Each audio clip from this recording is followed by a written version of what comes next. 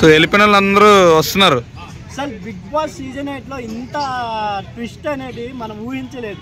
ఎందుకంటే X house mates అనేది కేవలం ఇన్ని రోజులు మనం ఇన్ని సీజన్స్ లో చూసాము, పార్టీకి వచ్చేవారు, ఎంజాయ్ చేసిపోయేవారు, వాళ్ళ మెమోరీస్ అన్ని గుర్తు చేసుకుంటూ లాస్ట్ లో ఈ సీజన్ 8 లో అసలు ట్విస్ట్ అదిరిపోయింది.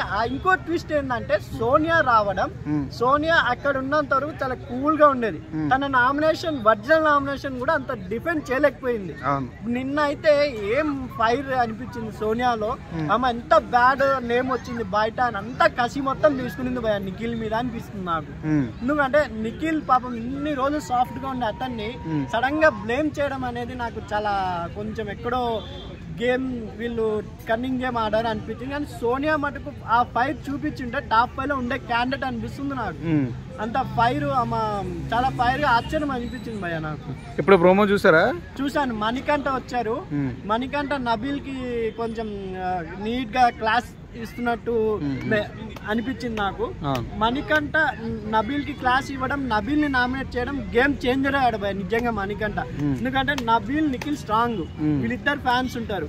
ఒకవేళ పృథ్వీ నామినేషన్ లో ఉన్నాడు, పృథ్వీకి విష్ణుప్రియ ఫ్యాన్స్ వేసినా కూడా ఇక్కడ బొక్క ఎవరికంటే ప్రేరణ యష్మి, వీళ్ళిద్దరిలో ఎవరో ఒకరు వెళ్లాల్సి వస్తుందేమో అనుకుంటున్నాను నేను. ఎందుకంటే అప్పుడు వచ్చిన ప్రతి కంటెంట్ ప్రేరణని పాపం ఘోరంగా ఆడుకున్నారు. ఆమె అసలు డిఫెండ్ చేయాలో లేకపోతే నేను బ్యాడ్ అవ్వాలి ఏం తెలియక నవ్వుతా ఉండిపోయింది. దీని తప్ప ప్రేరణ నేను టాప్ 5 అనుకున్న క్యాండిడేట్ ని పాపం టాప్ 5 వరకు కూడా రాదేమో అనుకుంటున్నాను నేను.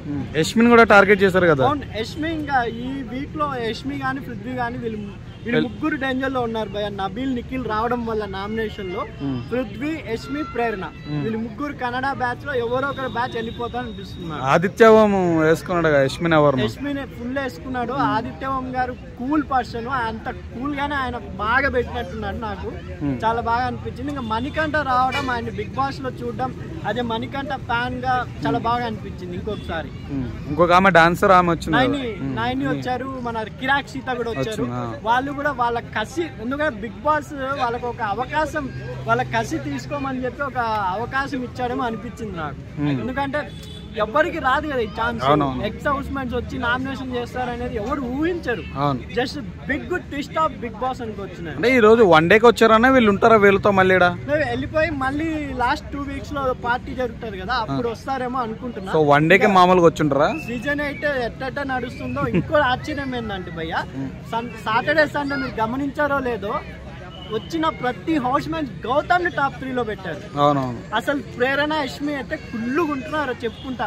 మరి గౌతమ్ ని టాప్ 5 లో పెట్టారు. అసలు నేను ఊహించలేదు. అవినాష్ ఉంటాడు అనుకున్నా, లేదా విష్ణుప్రియ ఉంటది అనుకున్నా అని ఇలా వాళ్ళ మనసులో భావాలు చెప్పుకుంటున్నా అనిపించింది. నాకు కూడా గౌతమ్ చాలా హ్యాపీ. ఎందుకంటే చాలా టక్కఫార్ ఇచ్చాడు నిఖిల్ కి, నబీల్ కి అండ్ మన పృథ్వీకి. ఈ రాయల్ క్లాన్ నుండి చాలా హ్యాపీగా ఆయన వెళ్ళిపోతారు టాప్ 5 అనిపిస్తుంది. టాప్ 3 లో కన్ఫర్మ్ గా ఉంటారని మీరు అనుకుంటున్నారా? కాన్ఫిడెంట్ కూడా గౌతమ్ కి వచ్చింది కాబట్టి 4 weeks అతను ఎక్కడ గివ్ అప్ ఇవ్వకుండా ఇంకా బాగా ఆడతాడేమో అనిపించింది. సో ఒక ఎలిమినేషన్ ఉంటే ఎవరు ఉంటారు ఎలిమినేషన్? 100% డామ్ సూర్య, పృథ్వీ గానీ యష్మి గానీ వీళ్ళిద్దరు ఎవరొకరు అవుతారు భయ్య. 100% చెప్పి ఈ రోహిణి, అవినాష్, తేజ వీళ్ళని వదిలేస్తారంటారు? వీళ్ళు లేరు కదా ఈసారి నామినేషన్ లో, వీళ్ళు లేరు. వచ్చిన ప్రతి కంటెంట్ ఓజీ వాళ్ళే. వాళ్ళ కక్ష అంటే వాళ్ళ కక్షతనం తీసుకున్నారు అనిపించింది నాకు. వాళ్ళు ఫస్ట్ ఆడారు కాబట్టి ఎవ్వరు గౌతమ్ జోలికి వెళ్ళాల, ఎవ్వరు అవినాష్ జోలికి వెళ్ళాల, ఇంకా ఎవ్వరు టెస్ట్ అది వాళ్ళని టచ్ వాళ్ళ గురించే మాట్లాడాలి ఎవ్వరు.